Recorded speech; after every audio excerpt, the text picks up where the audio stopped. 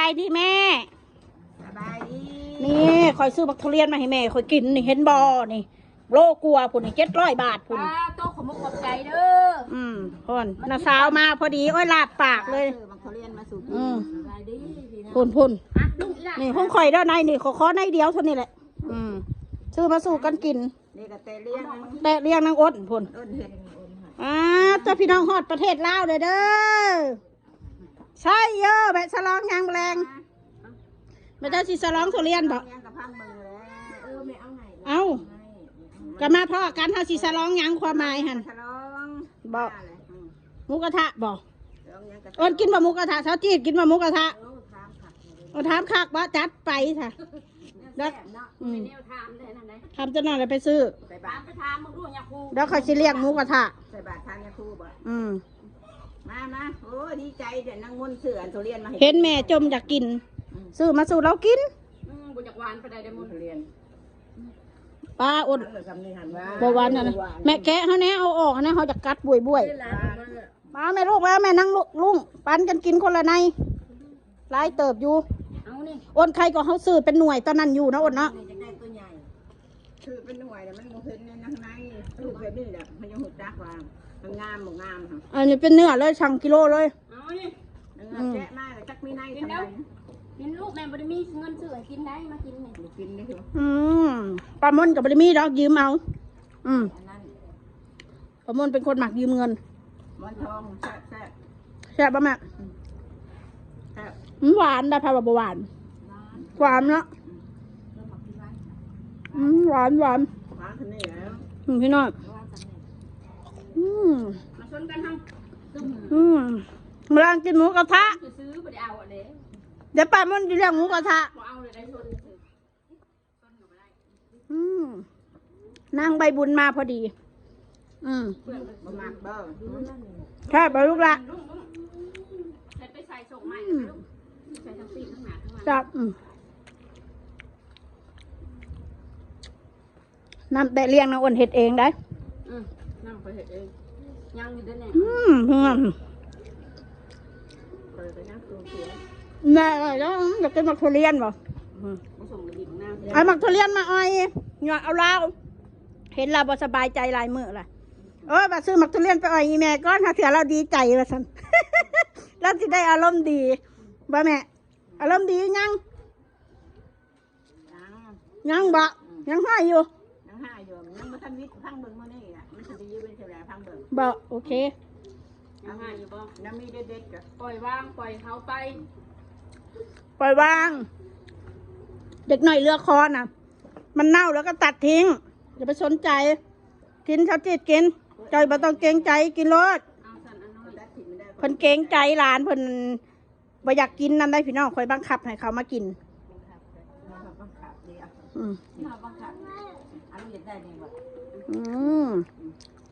จังนั้นไปบุญก็กินหลายนะลุงนะกีฬาโอ้ยมาฆ่าคอในมันได้หาชาวจีนเอาออกไหมผัดกินอันนี้ไหนกินอันนี้เนี่ยมันก็นั่นแหละหมกเพื่อนเนาะอันนี้ให้หมกกันเริ่มเม็ดน้อยเบ็ดระบำม่วงกวนไอเพชรถามหาใช่มังม่วงกวนไอลืมนะพูดได้ปะน้ำหมักกินกับเขาไม่ได้กินข่อยได้ไม่ได้ข่อยคนเดียวได้กินยังเต็มกระปุก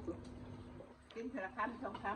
นี่มันลูกข่อยกินมา2เจ้ากินยังมันสิแซ่บกินคนเดียวเจ้าบ่หาหมูลูกข่อยทานขนมปังนะข่อยซื้อขนมปังมาเขาทานของร้านใส่2-3 คำเหรอเขาหมูฮะมัน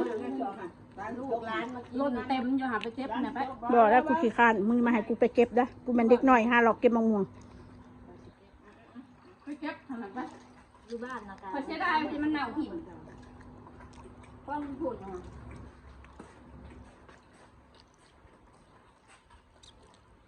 หมักบ่วงมีปีนี่ค่ะตั้งโพดเพราะว่าอยู่ไทยอยู่ลาวอยู่ไทยเนี่ยกะโลละ20 บาทเอามาให้พอดีเอามาให้ไปกระซ่านไปกระตาโอ้ยใครซื้อใครก็มีมึงใครซื้อใครก็จะลดจะเหลือป้ามึงใครก็จะลดเด้อปีนี้เด้อมะม่วงไข่นะกาแซ่บบ่แม่แซ่บอยู่ป่ะแซ่บ ดีใจบ่ขอยซื้อมาให้กิน ดีใจให้โชคให้ลาภให้หาเงินหา เอาเด้เท่ทิมได้โอ้ลูกเธอ โอ้ยอย่าไปเทมันเด้อสิได้ มันเท่ทิมน้อง ได้เงินได้ทำมันจะห้อยลอยเบอร์ให้ถือลอตเตอรี่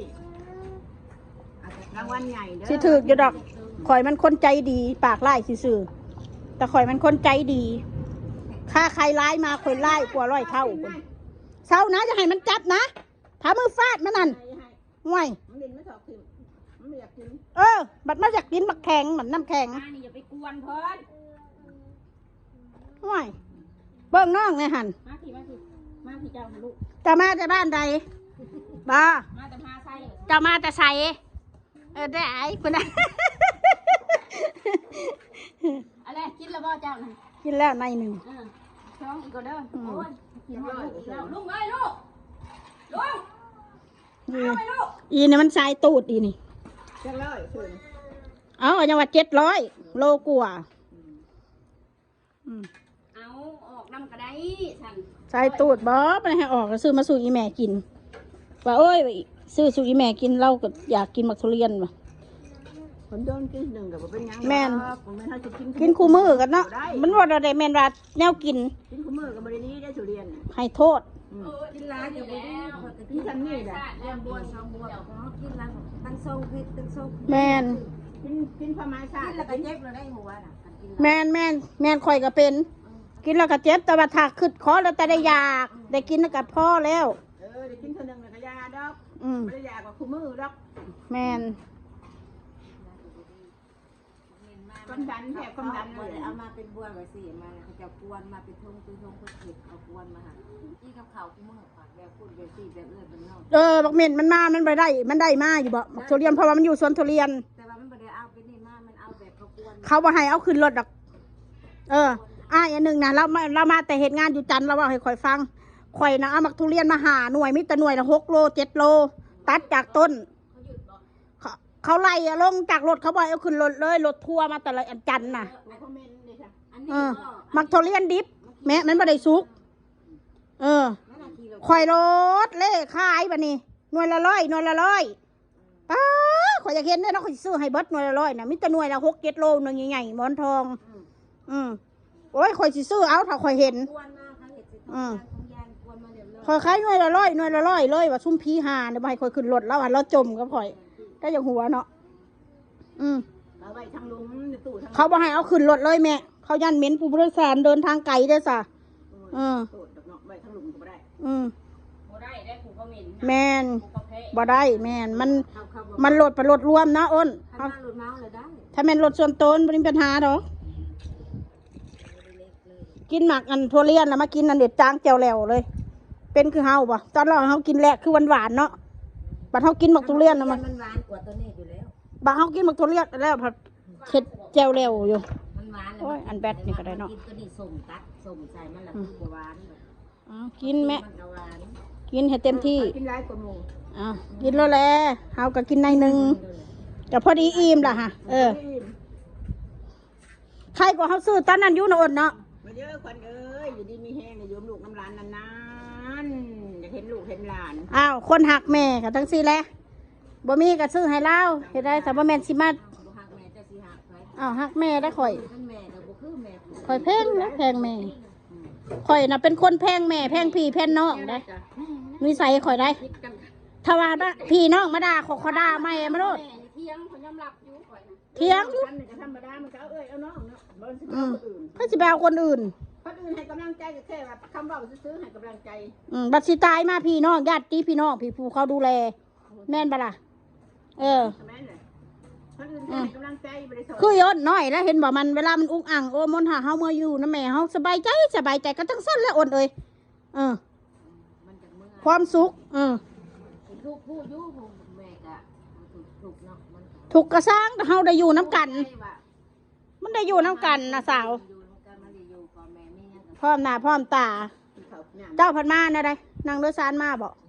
มาป้าเฮ็ดเพียงมาเพียงมาเบียก มาเล่นเด็กหน่อยพังเมียแล้วก็มาอีกไข่หมก โอ้ ทำเลยนะคะมา พักเราอยู่ไทยพันธะก็เริ่มเปิดไทยพันเขาเริ่มเปิดแล้วบุไทยนะ มาแปลงโทรศัพท์กับ เอาล่ะพี่น้องสำหรับคลิปนี้ก็คงสิลาสำนี่แหละเด้อ ขอบคุณทุกเม่นทุกไลค์ทุกกำลังใจถ่าชมคลิปต่อไปว่าสิได้หยังสู่กันกินนะพี่น้องเนาะบายบาย อย่าลืมเอิ้นเลยเด้อกันกินแนวแซ่บ ได้เลยจัดไป ว่าจะฉลองหมูกระทะอยู่มื้อแรงนี่กินบ่แม่กินบ่อ้นกินบ่สาวจีด กินหาแล้ว สุดเจ้าเนี่ยบ่ปฏิเสธเนาะ เสร็จเรื่อง โอเคสาวสำนี่แหละ